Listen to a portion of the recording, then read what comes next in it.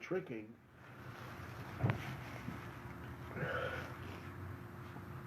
it says over here, very strangely, that Yaakov worked for Rachel for 7 years, and in his eyes, it was like a few days because of his love for her. Now that's counterintuitive.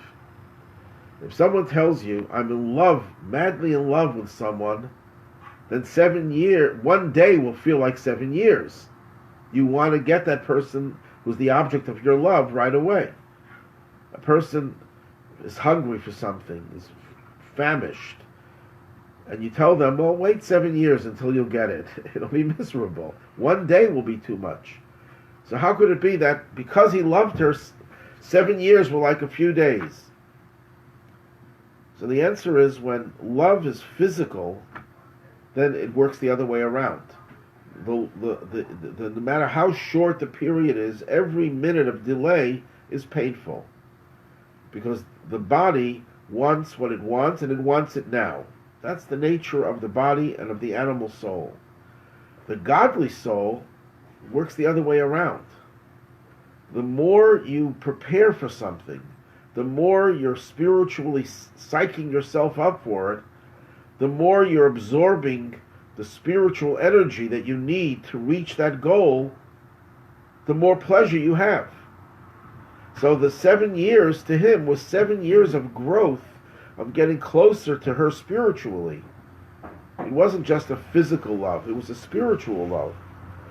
He knew that this person was going to establish the Jewish home and the Jewish family and the Jewish nation. So his love for her was totally spiritual, and every moment was precious. He was savoring every moment. And when you're having a lot of fun, time flies. So what happens at the end? Lavan does this switcheroo, and he sends Leah in covered with a veil, so Yaakov didn't know who it was. And this is where the custom comes at a wedding.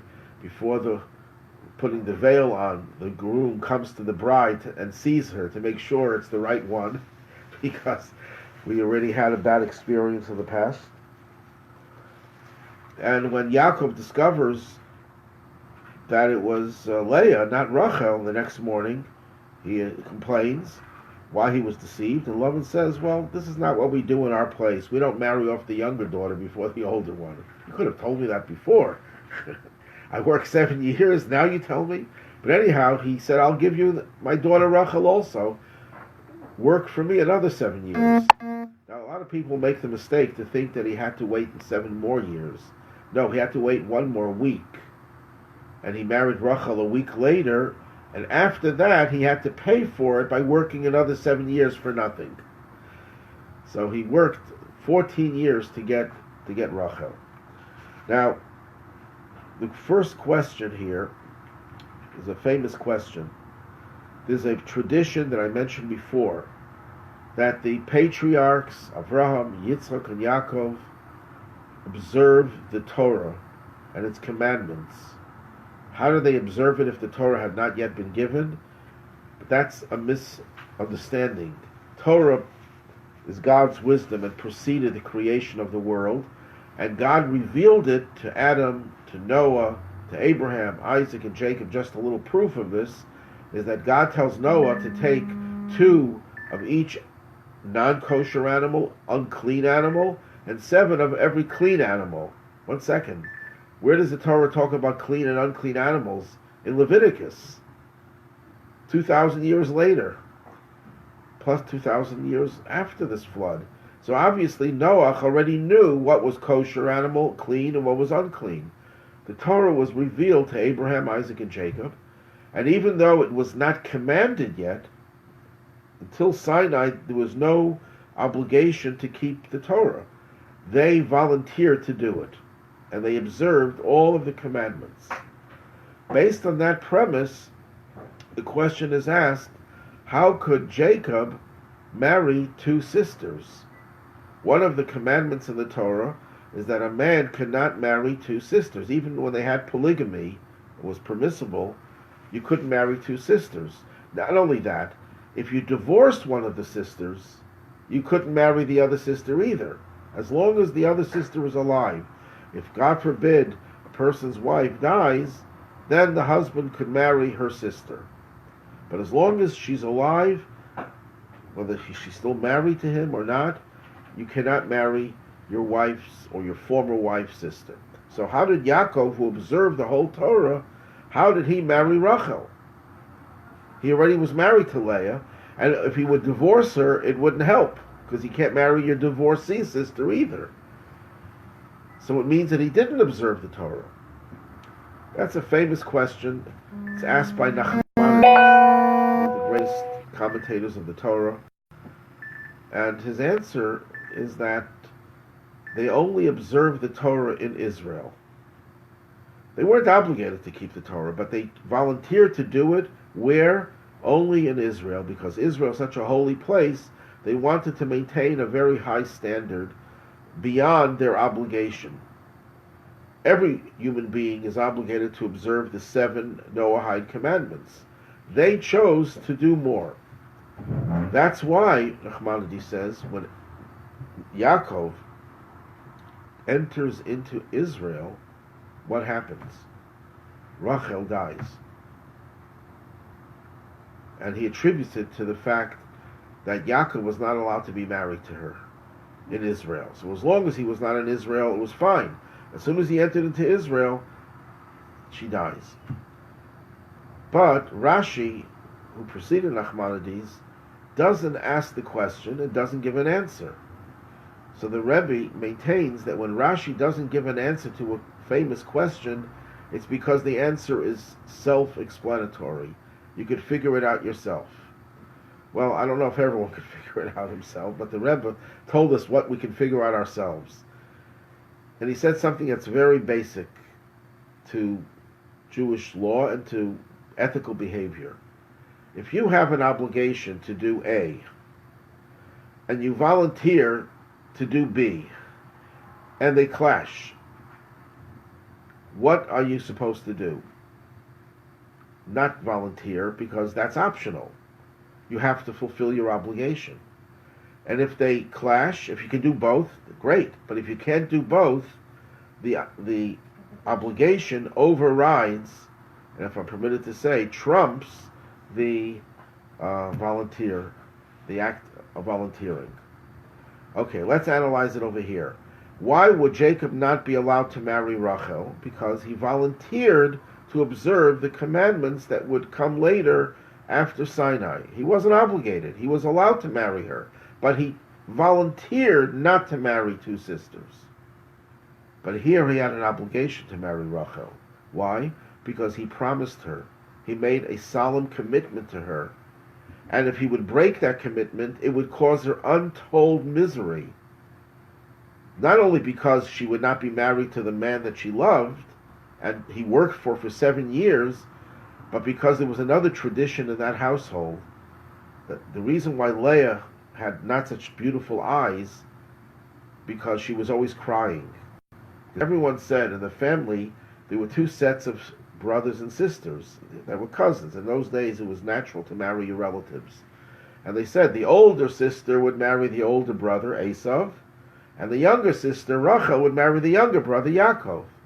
And Esav's reputation was spread far and wide, that he was a scoundrel. So she was always crying, thinking that one day Esav would come and take her away. So she was miserable. Now that Yaakov was married to Leah, then Rachel might end up marrying Esav. So if Yaakov would say to Rachel, I'm sorry, I can't marry you, it would not only break her heart, it would break his commitment, it would break her heart, and who knows what effects could be. He had an obligation to keep his word, to keep his promise.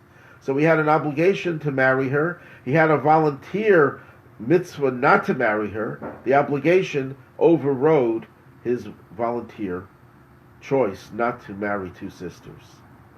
That's one answer the Rebbe gives. And another answer he gives, why does the Torah forbid marrying 2 sisters? So the Torah gives the reason in one word in Hebrew. It says litzror. They become rivals to another. When you marry, I never married two wives, but it's not advisable.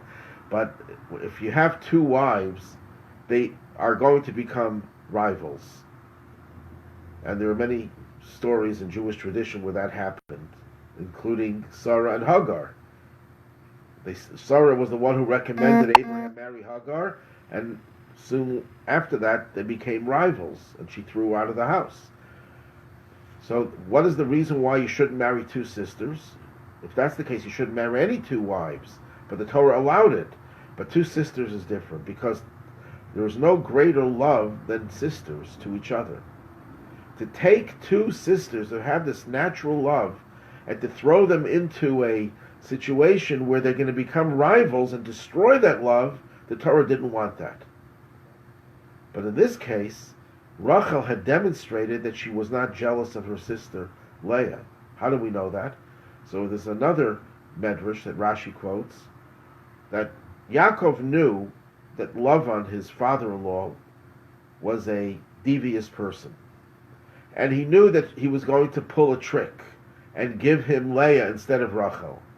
So what did he do? He made up certain signals, like hand signals with Leah,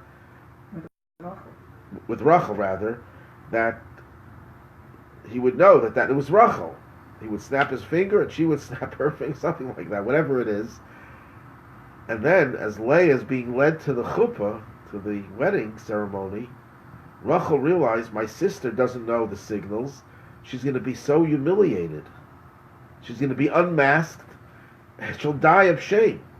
So she told Leah what the secret signals were. And that way, Leah would not be embarrassed. Now, doing that, what did she realize? That she is giving up marrying Yaakov. She was willing to sacrifice the most precious thing in her life, not to embarrass her sister. That showed that she didn't have any rivalry or any jealousy of her sister.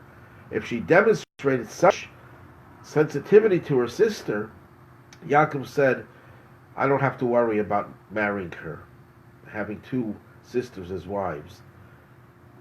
That's why he was allowed to do it, because the prohibition didn't apply in that case. Now, I mentioned before the question, why did Yaakov kiss Rachel? It's also not consistent with Jewish law after Sinai. She's a total stranger, a cousin, but still not married to him. So I think the answer is the same as the Rebbe's answer why he was allowed to marry two sisters, the first answer. Because if you have an obligation, that overrides something you do to be a volunteer. Not having a physical, intimate connection to a stranger in those days, was only something that he volunteered for. But kissing Rachel was an obligation for him. Why? Because in those days, the custom was that you met your cousin that you have never met before in your life, that you kiss. And if he hadn't, it would have been considered an affront to her. And that was the convention of that time. That became an obligation for him and overrode whatever mitzvah he volunteered to observe. Okay, now Yaakov marries Rachel and Leah. He worked 7 years for each. And Rachel is barren. She doesn't have any children. But Leah has a child, Ruvain. Ruvain, why did she call him Ruvain?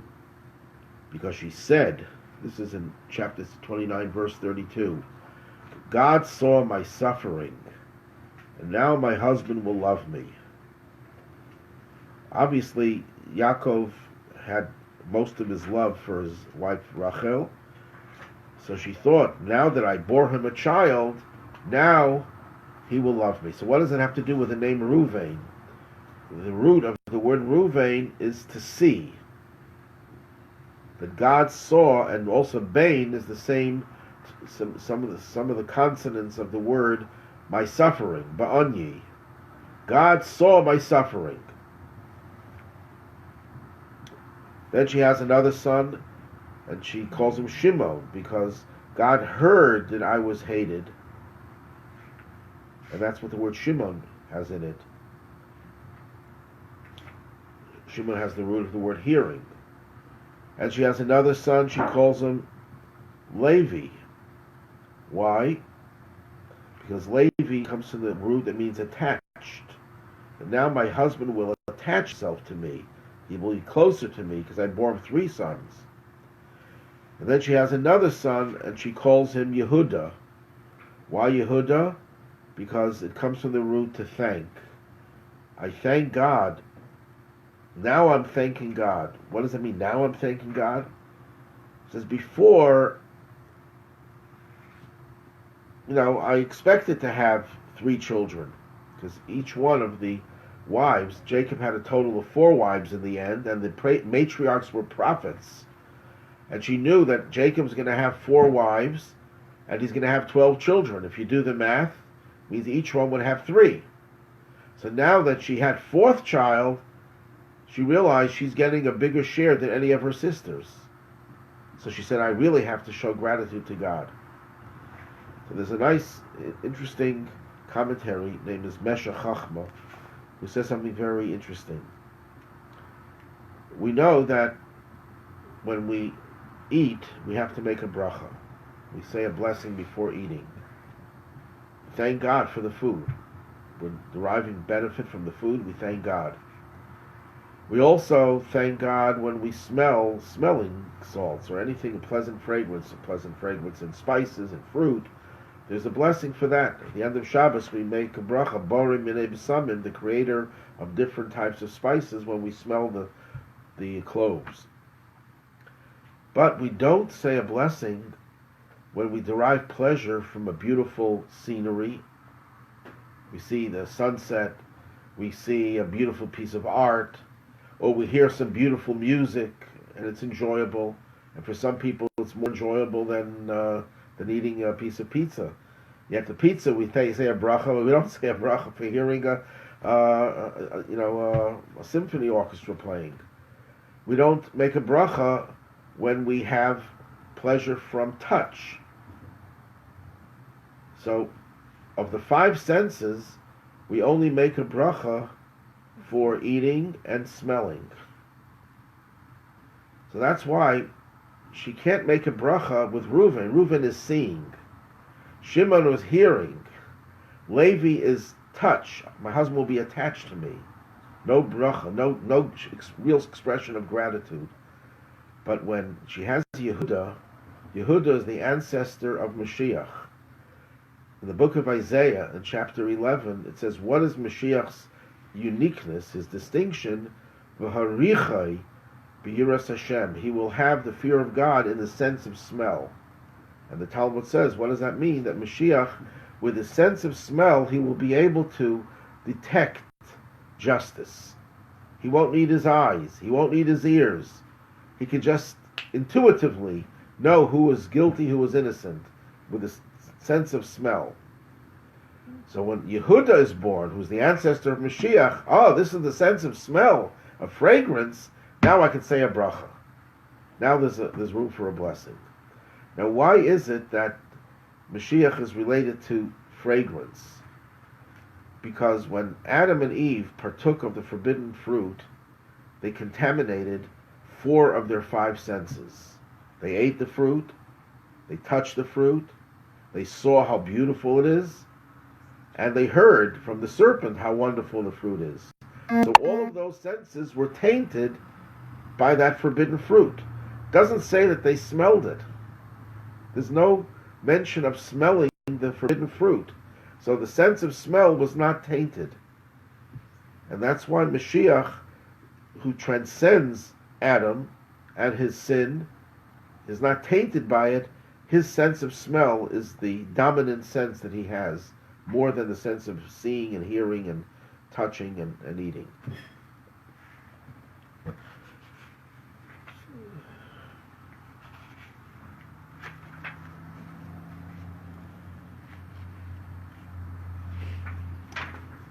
Now, at the end of the Parsha, Yaakov works all these years for his two wives, that he works for his own profit, which is a whole long story which we won't have time to go into. At the end, he runs away, and Lavan catches up with him, and they make a pact. They build a pile, a wall, and I don't know who paid for it, but not Mexico. They build this wall, and the wall is called a gal. A gal is a pile of stones. And they say, I'm not going to cross over the wall for you, or you won't cross over to me, except if there are peaceful reasons to cross over, then it says over there, we won't cross over l'ra'ah, for bad. This is in chapter 31, and this is verse 52. This pile will be testimony that I will not cross over this pile, and you will not pass over l'ra'ah, to do bad, to do evil. So Rashi says, but for business, if there's commerce, it's like a country puts up a wall to prevent people from crossing over the border. We don't want any criminals coming over. But if it's commerce, yes, we allow business to come over. But this is also a metaphor. You know, the word gal, if you rearrange the word, is lag. What's lag in our calendar? There's a holiday called Lag BaOmer. Lag BaOmer, the 33rd day of the Omer. That's the day Reb Shimon Bar Yochai, the great Talmudic sage and the author of the Zohar, the primary source of Kabbalah, that's when he passed away, and the day in which he revealed many of his teachings. And this is how it's interpreted. The word Gal itself can be found in the book of Psalms, where King David says, Gal Einai, open my eyes, v'abita niflos v'tarasecha, and I will see wonders in your Torah. So what does the word Gal relate to? The secrets of the Torah, the mystical teachings of the Torah. When do these mystical teachings become revealed? Gal also has the root of the word Gilui, revealed, Lag BaOmer. The day that Reb Shimon Bar Yochai passed away, that set the tone for the revelation, the popularization, if you will, of the secrets of the Torah. And that's the meaning over here, that's the metaphor over here. God put a separation between the revealed parts of Torah, learning Chumash, learning Talmud, Jewish law, and the hidden parts of the Torah, Kabbalah, and other secret dimensions of Torah. There's a wall, and you can't cross that wall in a negative way. But if it's for a positive thing, you can cross the wall. That's what happened on Lag BaOmer. Then the wall became less of a barrier and more of a way of crossing over from one realm to the other. Now, by divine providence, tonight is the 9th day of Kislev.